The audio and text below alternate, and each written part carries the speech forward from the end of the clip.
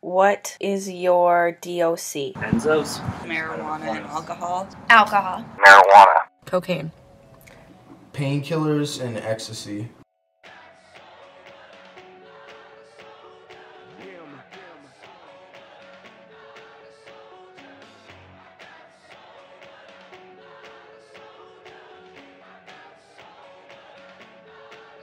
Describing this is actually really tough for me. Sobriety to me, pretty much, it started out as a way out of trouble, and it kind of transformed into, I don't know, I guess my life. If I don't, it's kind of like sobriety, and I guess you could say Alcoholics Anonymous is kind of like, it's kind of like a form of nourishment for me. If you wake up in the morning, you don't eat, you're not going to feel good the rest of the day. If I go a couple weeks without a meeting, I start not feeling good, because for me it's almost like not eating or not drinking. I needed to survive. I needed something to take the hole that drugs filled.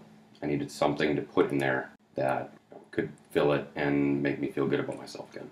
What's kept me sober from the beginning would have to be Alcoholics Anonymous. I've been to treatment multiple times. I've been to the psych ward. I've been to, detoxes, but nothing will help you unless you help yourself, and that's kind of the point of Alcoholics Anonymous. You have to make the effort to do stuff. You can walk in the doors and you can go to meetings and you can sit there and you can listen and you can pretend to work and give feedback and stuff, but until you really kind of sit yourself down with somebody, usually a sponsor or, I don't know, just somebody that is older or just knows more than you, and have them dissect you while you dissect yourself and just kind of piece yourself apart and say, this is what I'm doing wrong, this is what I need to fix, these are things that I can't fix right away but I can work on, you're not going to get anywhere. You have to look inside yourself and see that this is what's messed up about me. These are my character defects. Unless I change something, they're going to keep happening, and I'm either going to A, continue to hurt people, or B, continue to relapse.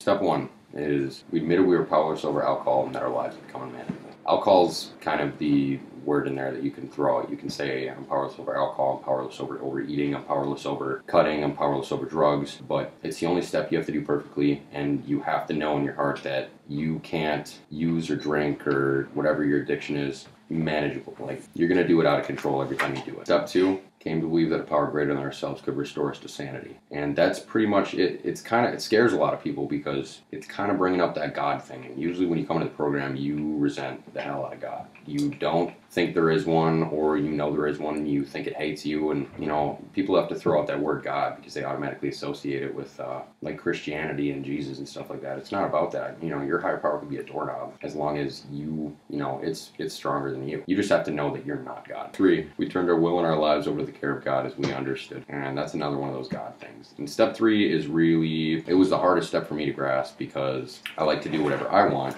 God can help with a little bit, but most of it is just for me to deal with. If you go with the flow on this step, you're going to have a better life. I wouldn't say I believe in God, but I believe in something greater myself. And when I'm having a bad day, if I can just kind of let go of it, whatever it is, deal with it, I have a lot better day. Step 4 is made a searching and fearless moral inventory of ourselves. This is one of the bigger ones because you actually have to sit down, make an entire list of everything you ever did wrong, write down everybody you've ever hurt. It's basically like 3 columns. You write the person's name, what you did to them, and why you resent them. And you do that for every single person. And, their lists are only a couple pages long. And I've seen people that have had notebooks, like fun notebooks. Mine was about a notebook and a half. Step 5 is admitted to God, to ourselves, and to another human being the exact nature of our wrongs. That's where you sit down with somebody and go through the 4 step. Go through the entire list, admit what you did wrong, tell them absolutely everything you did wrong. You can kind of talk about it a little bit if you think they did something wrong, but usually your sponsor just calls you out and says, no, you wronged them, and you're just mad about it. So that's a tough step, but that for me, I had the best feeling after that step, because it's just like all this weight is just off your shoulders. Step 6 is became entirely ready to have God remove all these defects of character.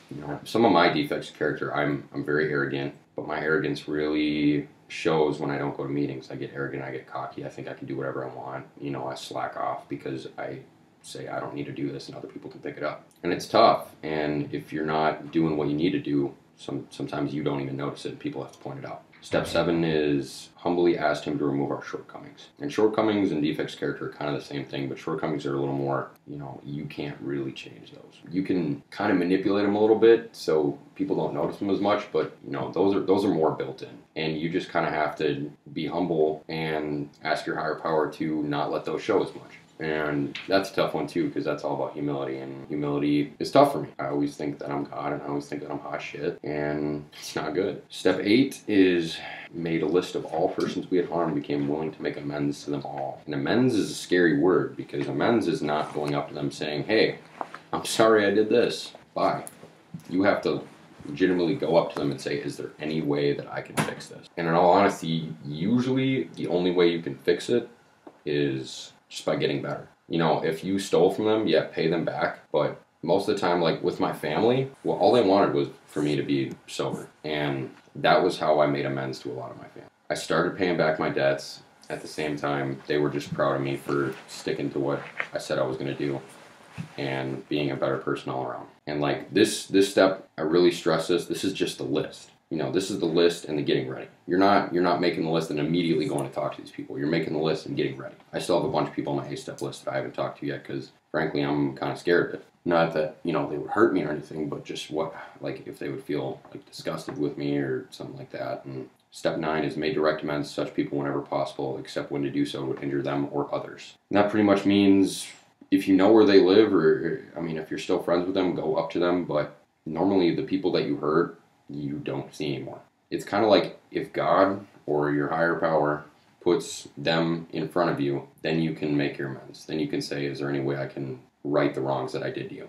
And I've done it before where it's worked and they're like, yeah, you can do this, or yeah, you're doing a good job, let's go have coffee or something like that. But I've had doors slammed in my face. I've had people just come up to me and swear at me and just say, I never want to talk to you again. But you can't get down on yourself for that part. That is all you can do. You cleaned up your side of the street. Theirs can be super dirty. As long as you get your side of the street clean and you have that peace of mind and that serenity, then you're fine. Steps 10, 11, and 12, I'll go through them too, but they're more for just day to day. The first 9 are the main ones that you have to do. Probably, generally you're supposed to do them once a year, but 10, 11, 12, you need to do every day. 10th step is continue to take personal inventory, and when we were wrong, promptly admitted it. And that just means if you've done something and it was wrong, and you still are able to talk to that person and say, hey, what I did was wrong. There was no rationalization for it. In the back of your mind, you can kind of think, yeah, well, you said this to me, so I said that to you. But never say that. That's on their end. You just have to keep your side of the street clean. You have to tell them what you did wrong and leave it at that. 11 is sought through prayer and meditation to improve our conscious contact with God as we understood Him, praying only for the knowledge of His will for us and the power to carry that out. And that pretty much means just having that line of, trusting that you don't know everything and the person upstairs does. And whatever He puts in front of you is there for a reason. One of my favorite parts of the big book, it's on page 417. It says that nothing ever happens in God's world without a reason, because nothing does. Everything happens for a reason. Everything is there because it's supposed to be there. I'm in this room for some reason. Maybe it's to help somebody out. Maybe it's just because Lexi needs me for her project. But either way, I'm here for a specific reason, because my higher power told me that I need to do this. And I listened, because I learned a long time ago that if you don't listen, then things don't really go your way. Step 12 is having had a spiritual awakening. As a result of these steps, we try to carry this message to other alcoholics and to practice these principles in all of our affairs. First of all, let me say that a spiritual awakening does not mean that a ray of light shine from heaven and you start singing and floating in the air and stuff like that. It just means that you pretty much have a higher level of conscience. You know when things are good, you know when things are bad, you know right from wrong. The reason it's a 12 step and it's the last step is because after you've done all the other steps correctly, you're going to be a better person. You're going to feel better, you're going to act better, you're going to be kinder, and you're going to want to help out your fellow man. The other part of the 12th step is try to carry this message to other alcoholics. That basically means what you were so freely given by going into AA, you need to give away to other people. If you see somebody struggling, you are responsible. There's something in the big book called a responsibility statement. It's, I'm responsible when anyone, anywhere reaches out for help. I want the hand of AA always to be there. And for that, I'm responsible. And that means even if you hate the person, if you absolutely hate the person, if they're struggling with alcoholism or addiction or whatever, you are obligated to help them. You have to help them, because, there could have been people that didn't like you when you first tried to get sober, but they helped you anyway. I've gone to meetings with people I absolutely just hate, but I will help them if they need help, because people have helped me that weren't fond of me. And that's pretty much the steps. I suppose the most difficult thing is just my age, because I'm pretty young, and everybody that I don't know that's in the program either, will go out on the weekends and party or do things that if I did them, I would take them to an extent that would be extremely unhealthy and dangerous for me or myself. But at the same time, there's a part of me that still craves, not caring about anything.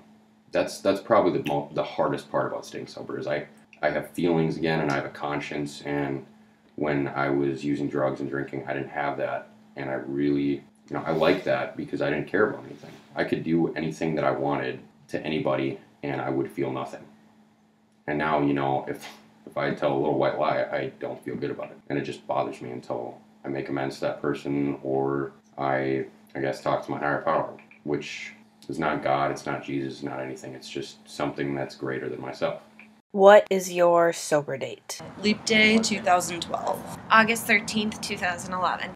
10/21/12. August 9th, 2010. April 17th, 2011. 5/18/10.